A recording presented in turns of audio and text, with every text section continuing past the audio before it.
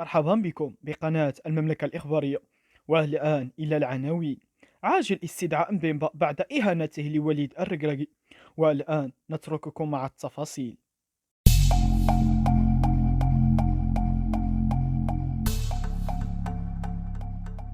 أكدت مصادر مطلعة من مدينة سان بيدرو الإيفورية أن اللاعب الكونغولي شانسيل مبيمبا تلقى اليوم استدعاء للمثول أمام لجنة التأديب التابعة للاتحاد الإفريقي لكرة القدم الكاف.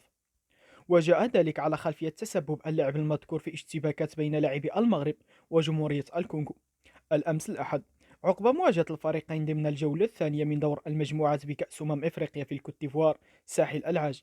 وبعد إطلاق صافرة النهاية بالتعادل الإيجابي 1-1، وقعت اشتباكات لفظية وبالأيادي بين لاعبي الطرفين. وتواجد وليد الركراكي مدرب المنتخب المغربي في دائرة الأحداث بعدما قام اللاعب الكونغولي شانسيل بيمبا بتوجيه عبارات مسيئة لمدرب الأسود وليد الركراكي. وجاء استدعاء اللاعب الكونغولي بعدما فتح الاتحاد الإفريقي لكرة القدم تحقيقا لمعرفة أسباب الشجار والأحداث المؤسفة التي أعقبت مباراة المغرب وجمهورية الكونغو. ومن المتوقع أن يصدر الاتحاد الإفريقي لكرة القدم قرارين بشأن اللاعب الكونغولي شانسين بيمبا خلال الأيام القليلة المقبلة. شكرا، هذا كل ما في الموضوع بقناة المملكة الإخبارية. إلى اللقاء.